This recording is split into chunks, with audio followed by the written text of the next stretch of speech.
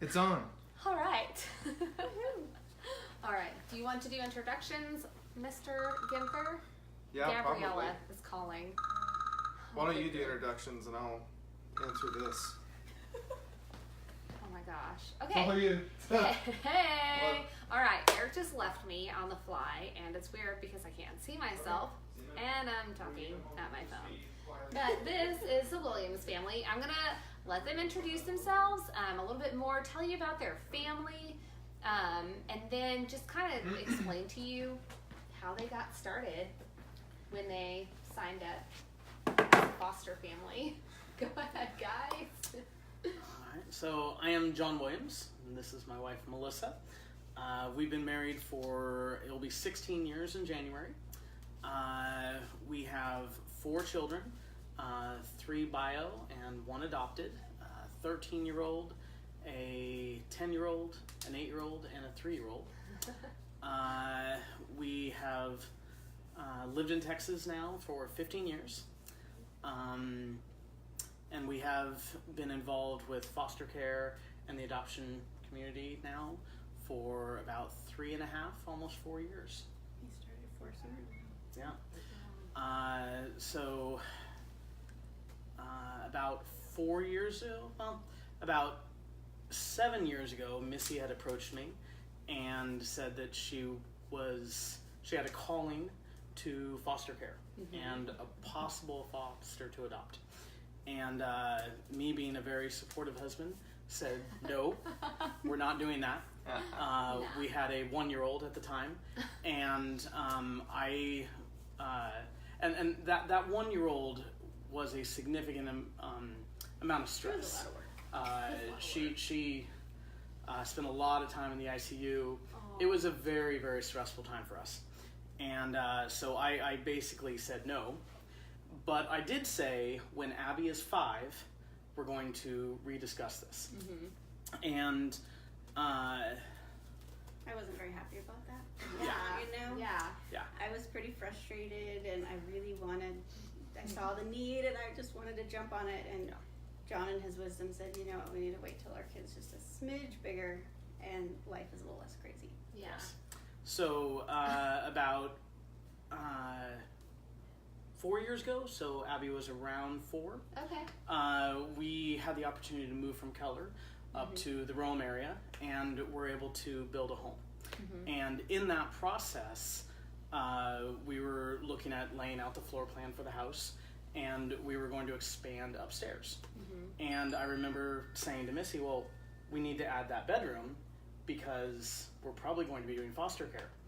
And I think that she had thought I had forgotten about it, but I had remembered that My heart when... skipped a beat when he said that, because I really thought that he had pushed it aside. Was stalling. He didn't want to talk about it anymore, and we were just gonna let it lie. He suddenly became so much more attractive. He did. Oh, yes. He did. I was on cloud 9. I was like, he remembered, and he actually wants to do this with me. I was so excited. So there's actually a little bit to this. My wife has had this laid on her heart by God for a long time. And I can honestly say I have never had it laid on my heart. Okay? However, God did not give me this woman to make me happy. He gave me this woman to make me holy. And that means that if she has a calling or a dream, it is my job to help her down that road, even if I don't have the same calling.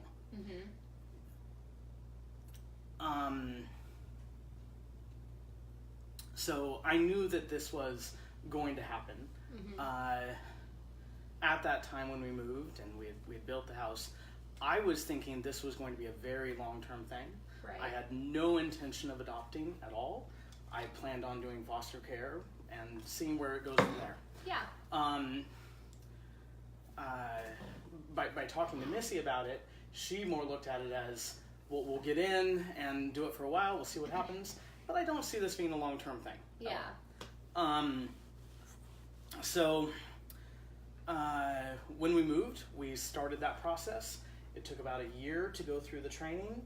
We didn't really rush. We took the classes. I kept thinking he was gonna back out, honestly. So we took the classes, and then I was slowly turning in the paperwork because I knew, like, if he was not on board with this was never gonna work.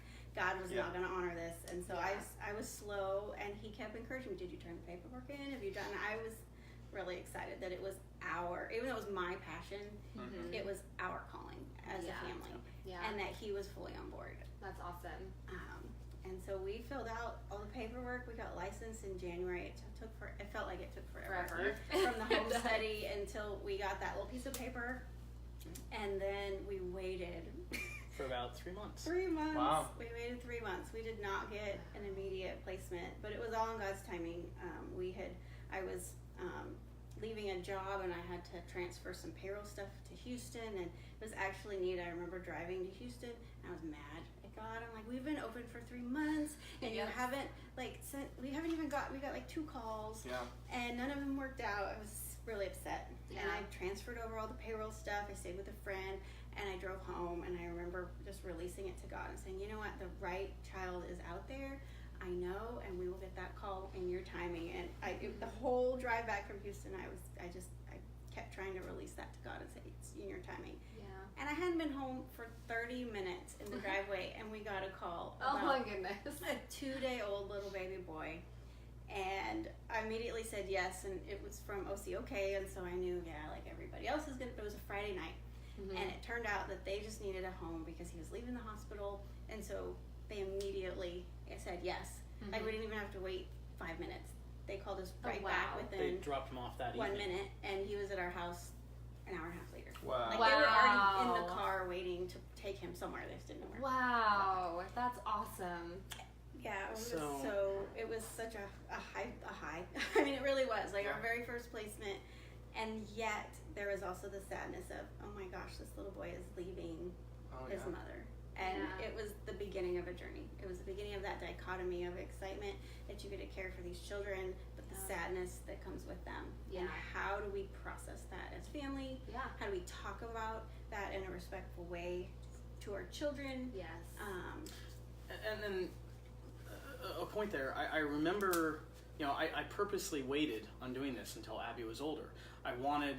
My logic there was I wanted her to be able to speak clearly, be able to understand, her concerns or worries as much as a 5-year-old can. Yeah. But I didn't want her to be 2 and not have that communication.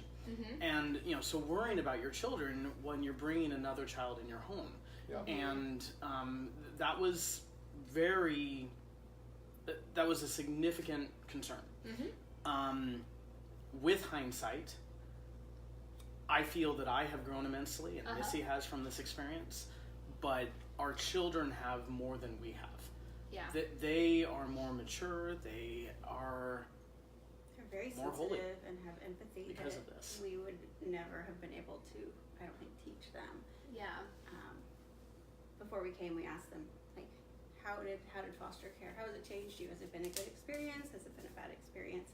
And everything that came out of their mouth was very positive. And it was neat to hear how they were excited. They got a little brother out of it. Yeah. They were excited that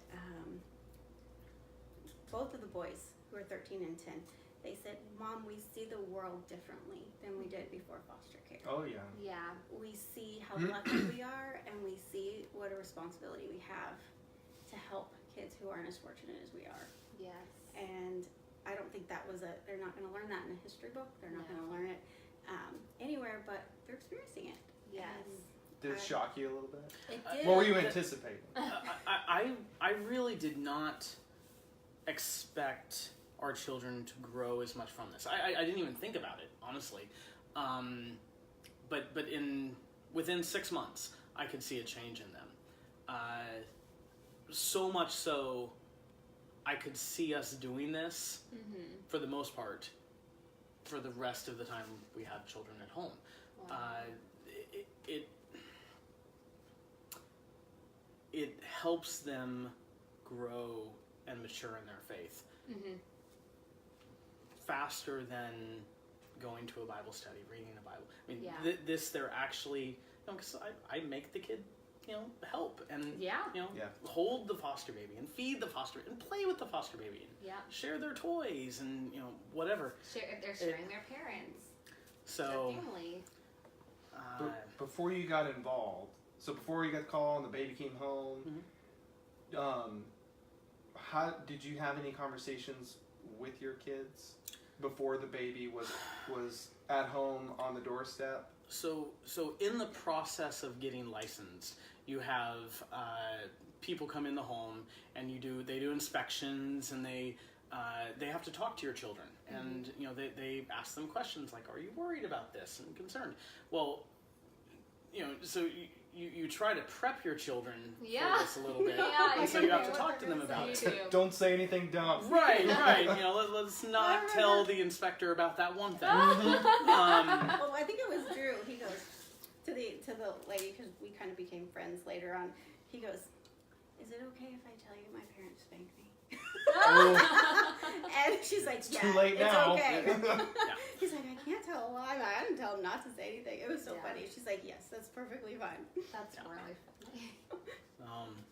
The only thing they were upset about, and at the time our agency didn't allow trampolines, and so the only thing that was negative was our kids were sad because we had to give the trampoline away. Yeah. They have since allowed trampolines, so we got a new one. But That's awesome. I think we would have had to put a halt on things at that point. Yeah. We A got to lot get of rid of the people- trampoline. a lot of people have, Yes. Yeah. because kids use them all the time. And they're also very good for different sorts of sensory needs, like Sensory meetings, needs, sensory ADHD. Yeah. Yep, gets out a lot of energy. Yep, So they it's do. duct tape. So yes, very true. You can't do that if you're a foster parent. Right. Yeah.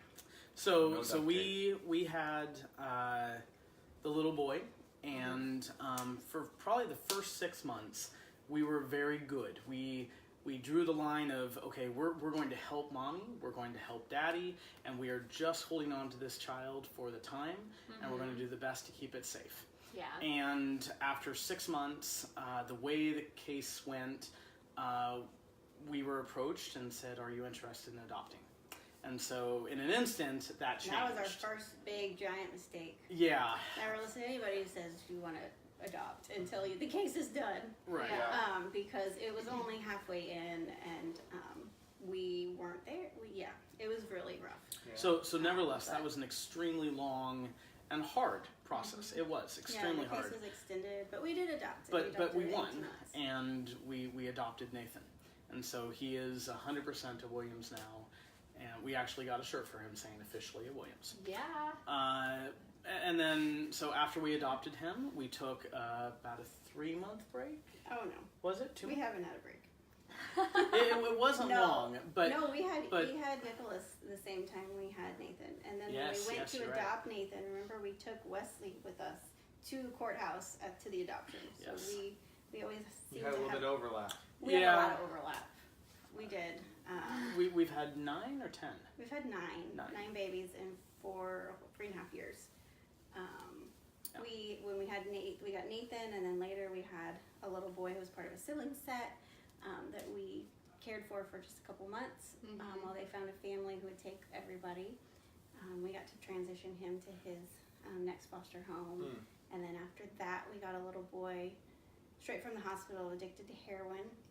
Oh, man. And he was detoxing, and so we brought him home, and we only had him 2 weeks. His mom actually relinquished immediately, and they found an adoptive home or family that adopted him right away. Oh wow. Wow. So that was really, really sweet to see. After that, then we got our little Nicholas, and he was the first baby that pushed us into the realm of medically fragile. Okay. Okay. That's what I was just about to ask. yeah, it's like, that's- is that where So was that transition? when did you start? Did you start? No, with we this? started with, drug exposed infants and withdrawals and, all of those normal things in the foster care world. Yeah, totally. And then we moved to Nicholas, and Nicholas was born HIV positive. His mom was mentally ill, and his father was dying from AIDS. It was a heartbreaking case. It was hard. And he was in a CPS office at 8 days. They had discharged him, and they couldn't find a home for him.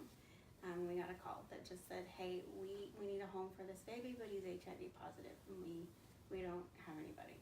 And I said, bring him on over. Wow. And that was when we started going to Dallas Children's Hospital and getting to know infectious disease doctors and working with pulmonologists and lots of specialists. Wow. Lots of doctors, lots of paperwork. And he ended up, we got him lots of therapy, lots of doctors, and by 6 months he was declared HIV free. He was thriving. He was a little delayed, but he got ACI therapy 2 to 3 times a week. And we got the privilege, God allowed us to have the privilege of finding his forever family. Wow. That's an awesome story. They were actually friends that we had from our old church. And so they came over and would have dinner at our house. And were able to meet him. Yeah. And I think they actually reached out and said, so what's his story? Was the dad. At one point we were having dinner and he had said, well, I'd adopt or I would do foster care if I could have a little kid like him. And I remember thinking, he looks a lot There like you go. you. Yes. And he does. You want to try him on? Yeah, He try could it be out. yours. Yeah. That's so cool. Little Nicholas left in October, and about 2 weeks later, we got a call from Nathan's old CPS worker, and she had a baby. He was 5 months old, and he wasn't growing. He was 10 pounds at 5.5 months old. And they thought he had severe reflux. They didn't know, and we would take him. And so I said, yes, bring him over. And within 24 hours, we knew this was not a case of reflux. It was abuse and neglect. And we took him to the hospital, and he had a fractured tibia. He had been abused and not fed. So and he had some asthma, tracheomalacia, wheezing. He was the first one to be hospitalized twice. Wow. And so he pushed us a little further into the medically fragile kiddos. And what it looks like to have babies with. She spent Christmas Day in the hospital with him. Yeah, he was missed Christmas. That was really rough. Yeah. Because when babies or any children are hospitalized, you as the foster parent have to stay. And usually your children can't come, so you're there by yourself. Wow. So I was at the hospital on Christmas and FaceTimed them. Got to enjoy it through FaceTime. Oh man. But our little boy was much better. A couple days later, he had RSV, and but he grew. And you know what? He is He's 2.5 now. He is such a sweet, amazing little boy. We get to babysit him We every once in a babysit while. him. He went to live with a mama, and when she needs a break, we take him for the weekend. That's and awesome. We brought him to church a couple times. So, That's so cool. all right, I so just love it. the last time that we did, we talked about a question that we get from a lot of people, and we sidebarred about this before we started about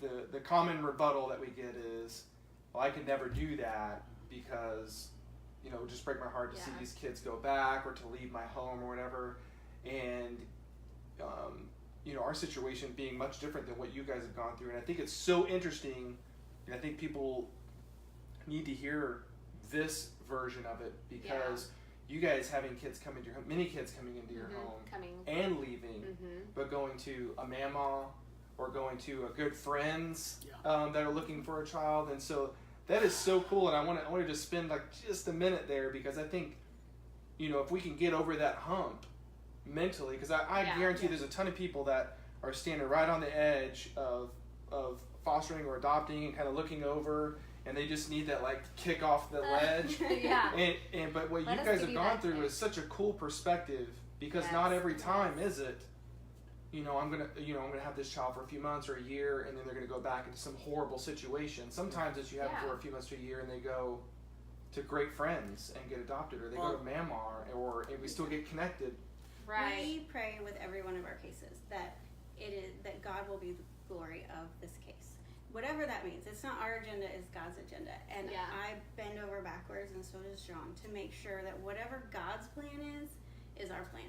And so if that means I befriend a mama who I don't necessarily love, or I FaceTime somebody every Saturday so that they can see their little boy, or whatever it is, we will do it because it's not about us, it's about these kids. And for attachment, these kids need to know that I am on the same page. He's on the same page with wherever they go. Right. So when these kids see that we are, like we have a little one now that's going to go to an adoptive home.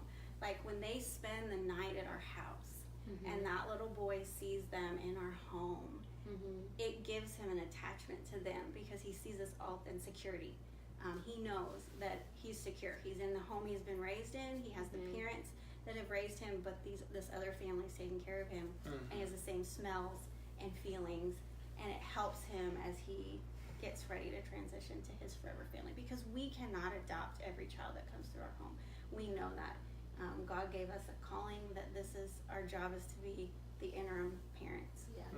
We can't adopt everyone, or we would hit 6 and we'd be done. And there's such our shoes, and you're like, oh man. Yeah. How do I smuggle one more kid in my house? Exactly. That would be me. I mean, that's like, it's a struggle, guys. So here's your warning. Yeah. Once you start, you're like, but just one more. Like, there's always more. What's one more? And really, by the time you're at 6, you don't even notice one more. What is one more at this point? Seriously, we would totally take one more. CPS. Before 3, you're just kind of pretending. Exactly. So you hit on the point of, oh, I could never do that. It hurts. Well, the reality is it does hurt, and it hurts bad. But Christ did not say that it was going to be easy. Matter of fact, he directly said it's going to be hard. And there are very few examples of people becoming more holy and closer to Christ when it was easy or when it felt good. Right. There are many examples of when it was hard. And so you have to ask yourself, what is your goal? What is your purpose? If it is to avoid pain at all cost and to live a safe life. This is honestly not for you. Right. It really isn't. You will be choosing to bring pain into your life, and to joy. be able to pour out brings a lot of joy Yeah. for these kids. The smiles on these kids' faces, they will just light up your face. I mean, like, I see our little boy now and how he came to us, and it's just like God staring at me saying, good job. Yeah. I mean, it's... You don't necessarily feel that way at 2 a.m. No, but, never. But no, the joy is extreme. It really is. Yeah. And it's worth it. Yeah. But I freely admit, sometimes those moments are fleeting. Sometimes they are. That's absolutely right. We have been exposed to things that we never thought that we have discussions in our home that we thought we'd never have. Like, hey, can you take tomorrow off work so you can go to the courthouse for bio mom's sentencing because no one else is going to be there. And okay, that's what you do. I never would have had that opportunity if we hadn't done this.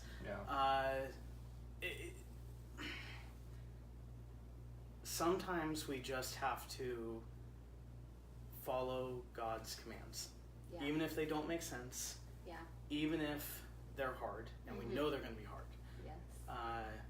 So again, what is your purpose? Is it to avoid pain, or is it to become holy? Right. And you need to be able to answer that question honestly. Yes. That's a good point. I mean, entering into suffering with willingly with other people and walking alongside them is definitely hard. And not having your own agenda. I learned that with our first case. I felt like I went into it with an agenda of, I'm going to help this mom, and she's going to get her kids back, and all will be right with we the totally world. did that too. We were like, that's writing letters to the mom. Oh my gosh, oh, yes. Praying with her, bringing her scripture. And we did. I felt like we sort of successfully co-parented for a little while, but it wasn't really like completely realistic. Well, I mean, you're either planting, watering, or harvesting. Yeah. And so I think in the season that we were in with Birth Mom, there was a little bit of planting and there was a little bit of watering, and we didn't get to see the harvest side of things. So but we pray for the harvest. sure, that may for sure. That may come later on. And the reality is, you may not see that harvesting on this side. Absolutely. Exactly. And Well, we have to be God has okay a with it. Bigger plan. Like we discovered after adopting one and seeing the other 8 that God has a bigger plan, and it's not limited to the year of a child's case. Yeah. He has a plan, and he graciously weaves us through that to be his hands and his feet. And whether it's to a bio mom, or it's to a bio dad, or we had one little girl who went back to her mom, and we got to rejoice in that and help her. And we actually watched them this summer while her and her husband went on a vacation. Not because we had room and we really had the time, but because they didn't have family, they didn't have anybody else. And what a privilege.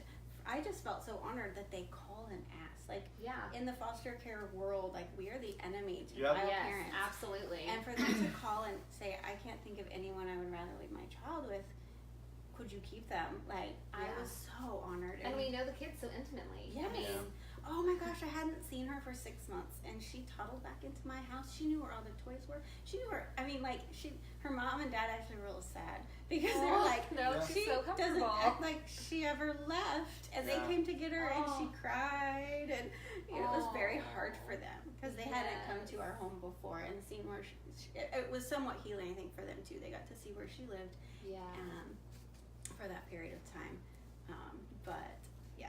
That's so neat. That really is neat. I prayed really hard for that case. I was like, God, I really need one. I need one that will go home and it will be a victory for them. Yes. And it was the least expected case. Like when we got her, you read everything about it. I was like, oh, there's no way this baby's going home. And she did. Mom did everything in a short period of time, like 6 months. That's really impressive. She got her back on a monitor return at 7. 8 months. And we did interim visits for like 2 months. That's really good. That's so awesome. So we only have a few minutes left. So what I want to spend the last couple minutes. If you have a question that you want to ask them, just type it in here, and we're just gonna kind of shoot from the hip for the last couple minutes. And while we're waiting for the questions to come in, maybe the one will pop up here in a second. But while we wait for those to come in, we asked you guys to share with us a funny story, like something that's happened in your journey that like you always think back on. You're like if I weren't a foster parent, I would never have this great story to tell. I mean, there are so many. I have a hard time limiting it. I know, it's really difficult. So there are a lot of agencies that help you and offer programs or maybe parties to get together and take your kids out to. And we were invited to a Christmas party.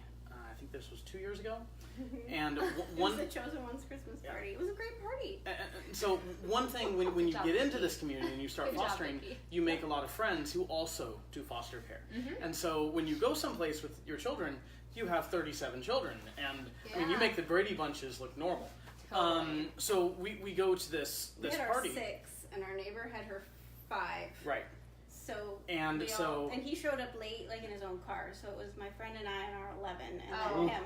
It looked like sister wives. That is exactly what happened. We had a guy ask, he asked John, are they sister wives? Because yes. My friend had only girls, and so everyone was dressed the same. Oh my god! Yes.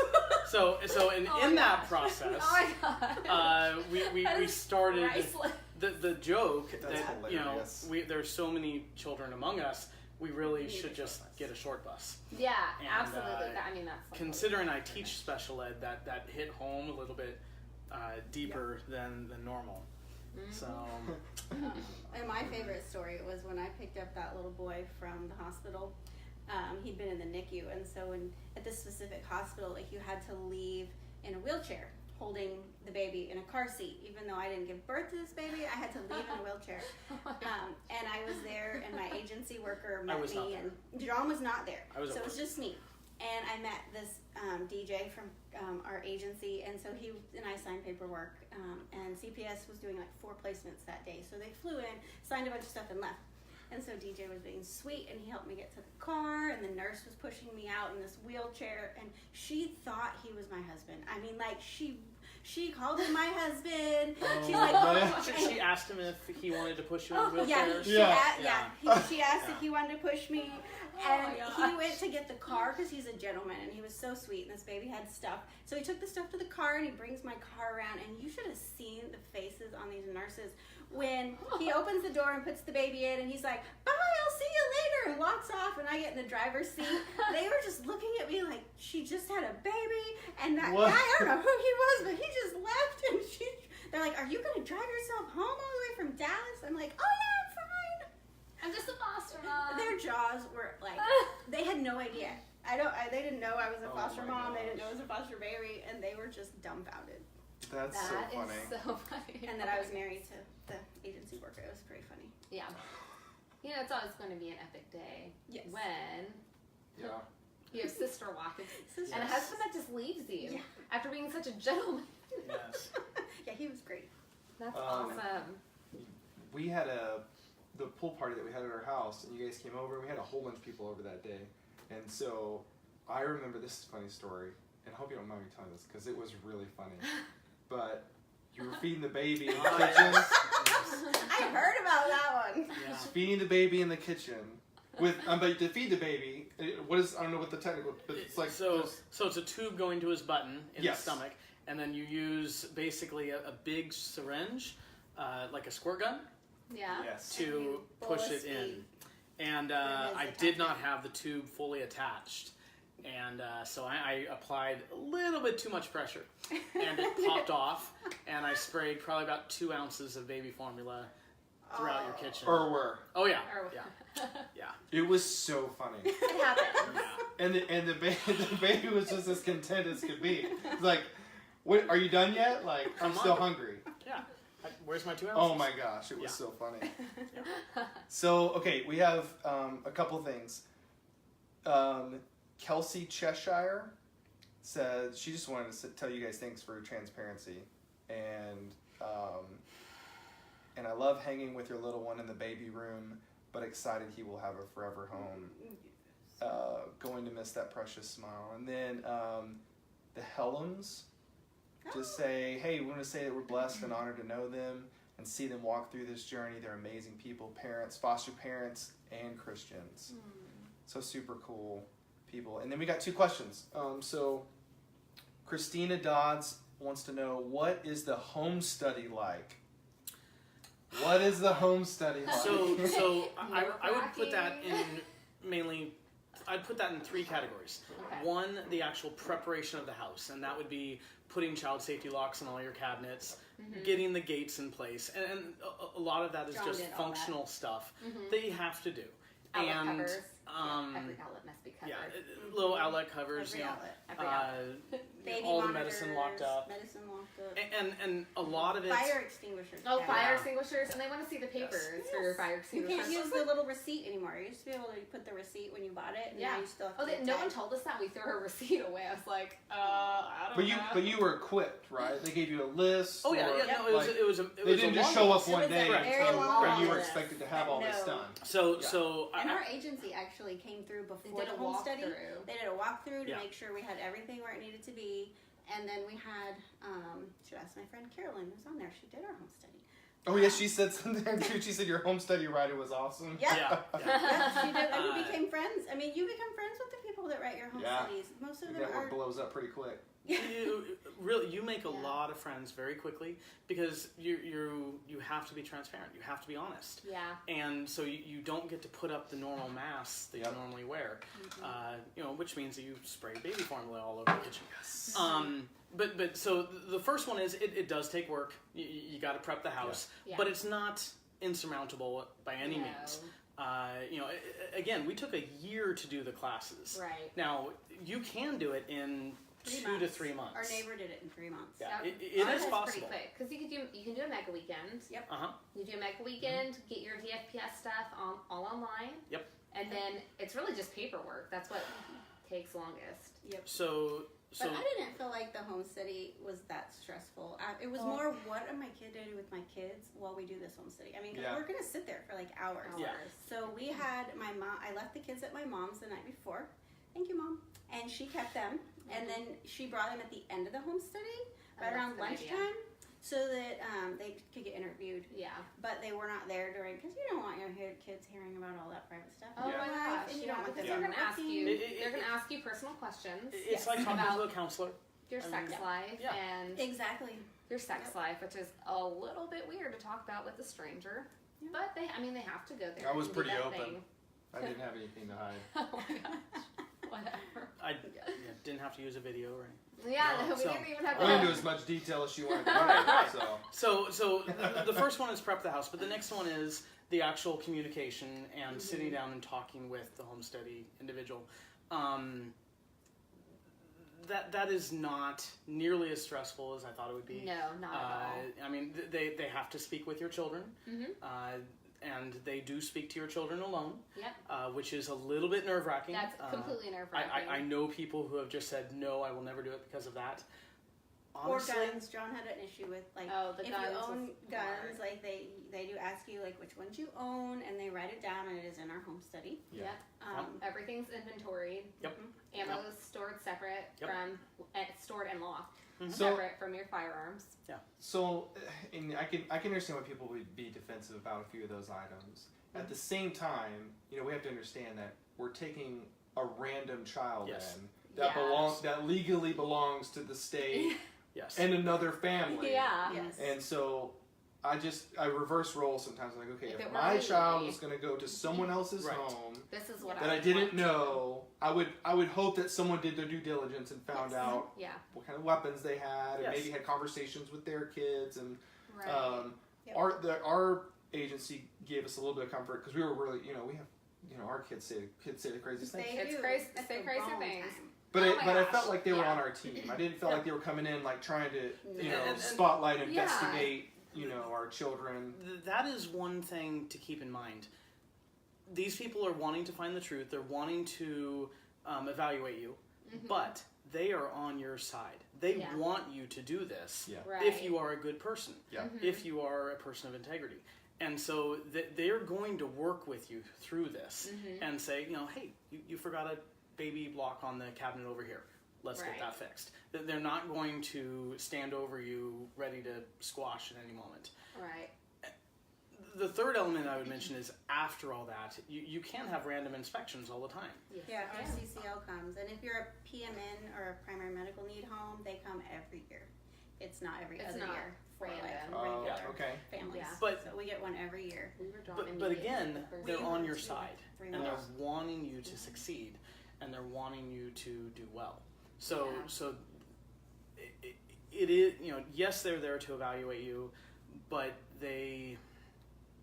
They're there to help too. Just like your they're help, agency, yeah. like our CCL, their purpose is to come and not necessarily just evaluate you, but they're evaluating your agency, and Yeah. is your agency doing their due diligence? Yes. Right.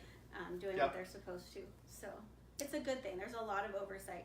I say if you have a problem with your home study, then you probably won't like the process because Yeah. Oh, you no. have so many people after the home study. They come in It's and out of only your the house beginning. all It the is. time. That's your what my your Abby house said. is like no She was like, longer. Mom, we get to meet all these cool people all the time. We have new people coming in our Yeah. house. And I'm like, you're right. I mean, weekly. We're just so popular. yeah. Yeah. So it's only scary if you make it out to be that. Yeah. They'll give you a checklist to go through and get your house in order. If you're a part, and I think this is a good time to interject too, that it's so important to be a part of some form of community. If it's your you church, need a if your community. church community, your family community, whatever that looks like for you, it's so important because you're going to need that backing. For respite, for vacation, for the times when you just can pull your hair out and you need to run out the front door. When you're sick in bed and you you're have sick. 2 babies under one, I had a sweet Yes. friend, and I called her and I was like, I'm so sorry, but can you come to my house and pick up one of my babies? Yeah. And my other friend came and picked up the other one because I was so sick, and he had Yeah. already taken a day off work, and Yep. my kids were tired of babysitting.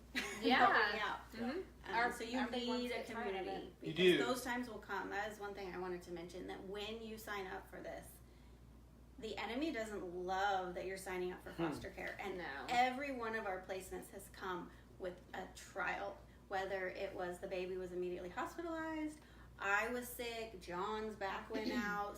I mean, like, you name it, it is going to happen the first month of a placement. And Expect something. we expect it, and we prepare and we plan for it now when we get a new placement, because It happens. And that's another thing that we do for our family, that when we get a new placement, we take a month and we kind of turn everything else off. Yeah. If that means we miss church, we miss church. Yeah. If that means that we're not going out and, meeting with groups and friends, that's okay. We're going to take care of our family. We're going to make sure that we're spending time together. Adjusting. Now, I admit we first started that because of the child was so young, and we don't want to take them out and get them sick. But really, that has protected our own children as well as us, and I think sometimes they don't stay longer than a month, and so it's really hard to explain. Like if you go to church one Sunday and then the next Sunday they're not there, they usually leave within, at least our experience, they will leave within the first 4 weeks if they're going to move to a family member or some other option. And so it kind of hedges us a little bit, like this is temporary. We kind of know that this is just temporary. Or then when we start to venture out, it's nice to introduce them to all of our friends and people. What was the other question? Andrea Richardson, was there anything you thought you would struggle with, but it turned out that it was easier than expected? Hands down, our bio children. We really thought that there would be headaches there and stresses as far as, there's another child in the home, and fears along the lines of you don't love me as much because there's another child in the home. All of those worries and concerns have not come to pass at all. And the growth and maturity we've seen in our children, amazing. Yeah. It's kind of like going on a mission trip and taking your child and seeing that growth. Well, our children get to do that at home. Yeah. It's a mission trip in your living room. Yes. Every day. Every day. It's the best kind. And they can't get on a plane and fly back. No. They're stuck. No, they can't. And, they cannot. Well, good stuff. The last question, I think you kind of hit on just now. They were just asking about the bio kid experience, the preparation, impact, relationships, etc. And I think that's a question that we get a ton from everybody. Is how does this impact your biological kids? What were the expectations and all that? And I think you guys have already kind of hit on it, and we did too last time. With we tried to prepare our kids a little bit in advance for this, so that it wasn't a huge shock, and they got excited about it. Yeah. We get excited about it, and then I feel like you guys echoed this too. As we kind of get through the process, the kids begin to grow. The bubbles are popped almost immediately. Through immediately conversations that we're having in the home, people coming in and out of our home. You mentioned funny stories and things like that. Our children don't have the same filters that, say, adults have. And so, we'd go to church and we'd hear Abby say things like, this is our newest baby. His mommy's in jail and on drugs and all this. And, okay, those are true things, but yes. We aren't going to be talking about that as openly as... yes. Family business, honey. Yes, family that business. is family business. We actually taught our kids, I don't know if it was good or not, but we taught them, because every time we had a new placement, people would ask, because they're naturally curious. Yeah. And so we would tell our kids, well, just say, we temporarily are caring for this baby, because their mommy didn't make the best choices, and they're learning to make good choices. Yeah. And then the baby will be returned home.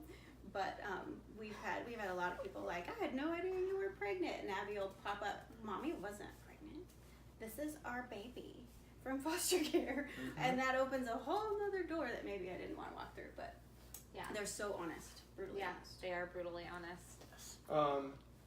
But I did ask my kids quickly. No, go ahead. Asked them. You guys, most of you on Facebook know my kids, so you are welcome to ask them, like, what impact foster care has had on them. Because I asked them tonight while we were sitting at the dining room table, and Abby said, "Well, we had a lot of people in and out of our house. I really like that. It gives me a lot of people to talk to." I can see that with her too. Yes. And she goes, "I get to cuddle a lot of babies." Yeah. And she said, "And we got a new brother." So she was really stoked about her new brother. Yeah. And then she said, it makes me really happy to help make all these kids smile. Aww. Drew, he said, and he's getting older, he's 13, he said, I'm now knowledgeable of how other kids are cared for, and then it's not necessarily how I'm cared for in my home. That's deep. Yeah, it makes me want to grow up and do something about it. just like my mommy and daddy. Wow. And I know, he's like, and I'm pretty proud that I know how to feed a baby with a G button. Yeah. That's awesome. Gabe said, it helps me appreciate what we have, and it gives me a different perspective on the kids in my school, that they don't all live the way we do. And he said, I get excited when I see our babies leaving happy and healthy. So. Man. That's really cool. That doesn't sound like words that come from kids. That sounds raw, like grown-ups talking. That was like 2 hours ago at dinner. Yeah. Completely raw, unscripted. Unscripted. So. I think that's one of the things that I talk to Amanda about all the time, or comment and say, man, I wonder when our kids are older, I hope they look back on this and what we did and see it in that light. Yes. And like, man, this was such a great thing that we did. I'm so glad that we did this. And maybe even to the extent of, I want to do this They'll too. do it too.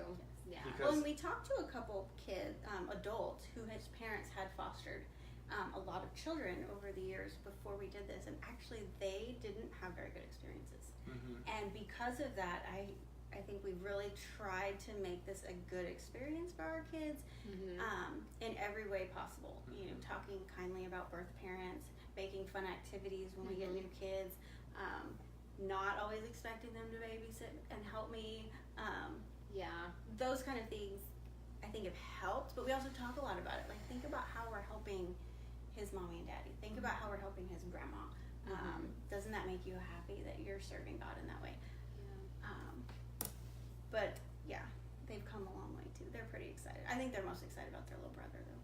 They really didn't want him to leave, so they were so excited when we got to adopt him. That's so exciting. So exciting. There's a couple more questions in here, but I want to wrap this up so that this video isn't so long that people just skim right over it. They're like, 45-minute video, on to the next one. Okay.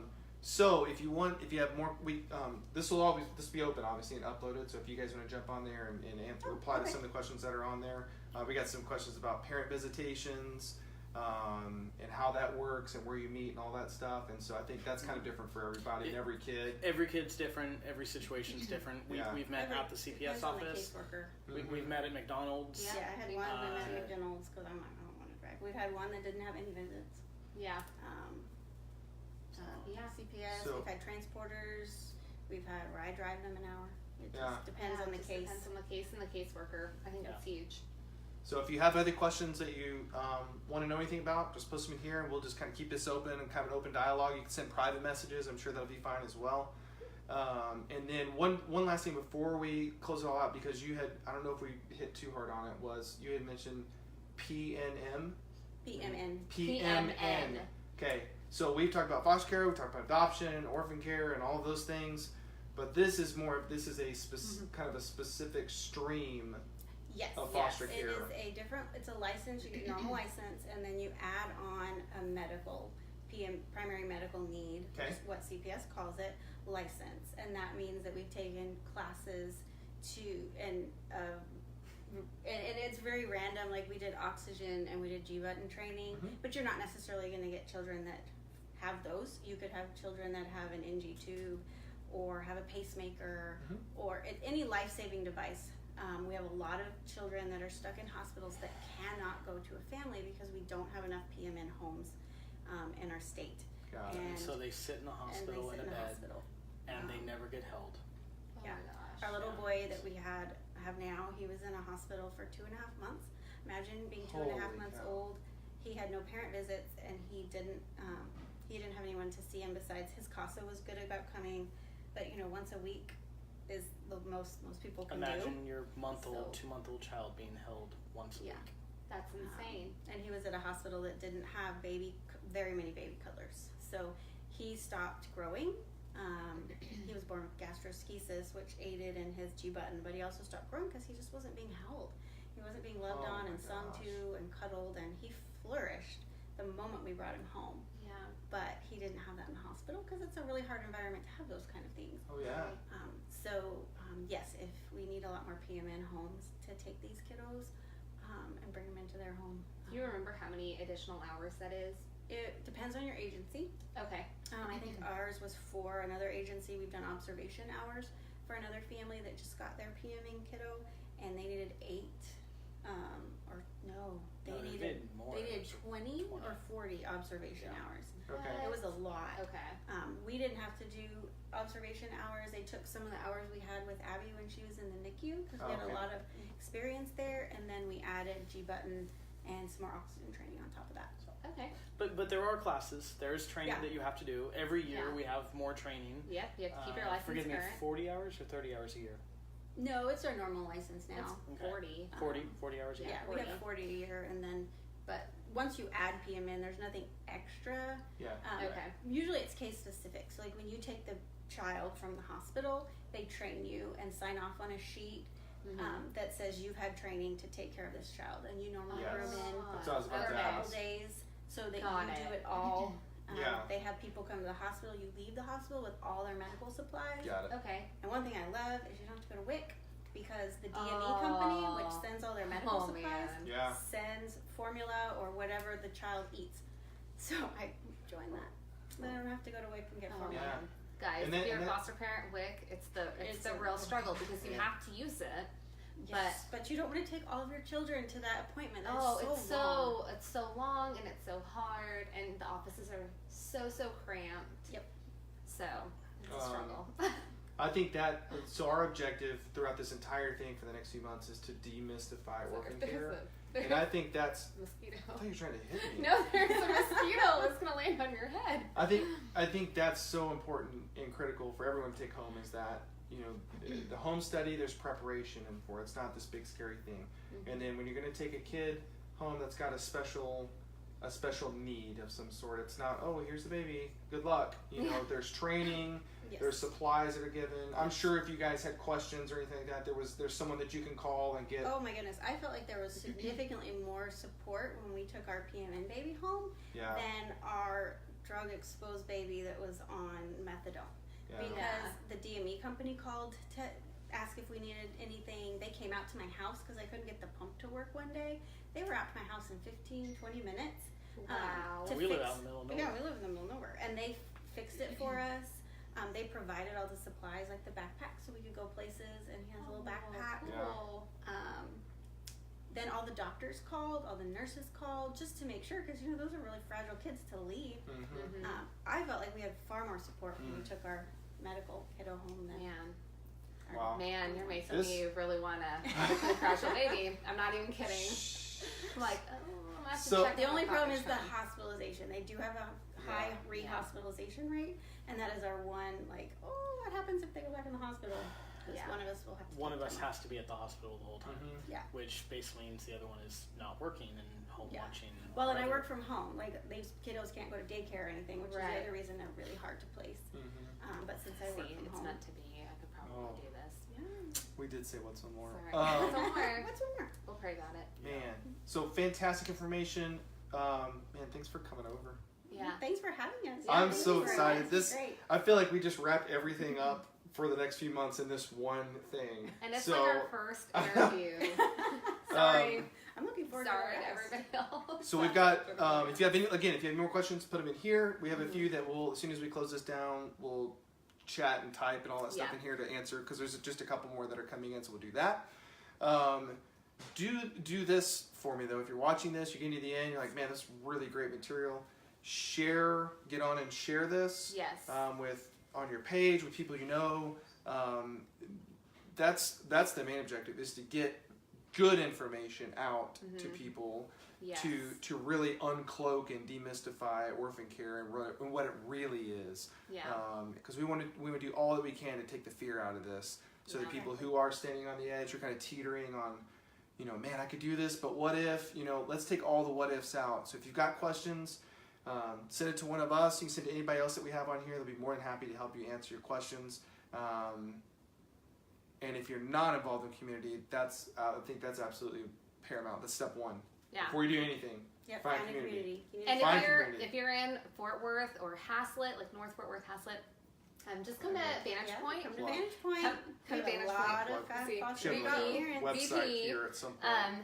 Yes. Great come try. to Vantage Point Fort Worth, because that's where it's at. And literally, what did we count? Before we started counting like 6 I think families? 5 or 6 families. So we're a small little church plant in Sendera Ranch, and we meet at Truett Wilson Middle School on Sundays. And in our church plant, we have about crazy. 5 or 6 families who have fostered or are currently fostering, Across the adopted. spectrum. I mean, we just Adopted internationally. adopted internationally. teens. Yes, Um, we do. We span the spectrum, and I think that's really so cool. neat. That at such a small church, we are such a light. Yeah. That's cool. We're repping. Well, we tried to keep this short. It's not, so I apologize in advance, but we'll get to you on the flip side of this thing. So thanks for being with us. See you later. Bye. Bye. Okay, now he has to go. Shut it up.